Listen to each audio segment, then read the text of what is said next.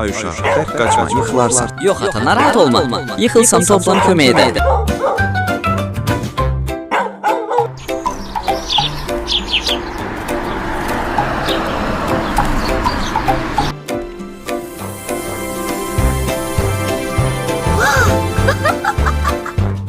Dudu, nədən qorxursan? Ora niyə girmisən? Bu çayxana ruhudur. Nənəm deyirdi, gecə yatmayan uşaqları tapır.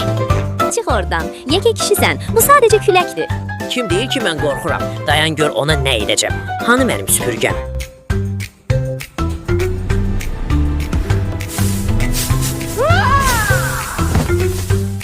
Salam, mən Pufi. Mən çay qoxusundan yaranan gülüş ruhuyam.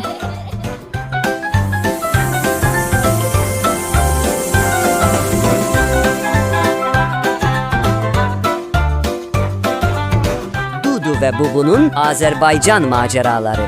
Eyşən İsmail'in təqdimatında.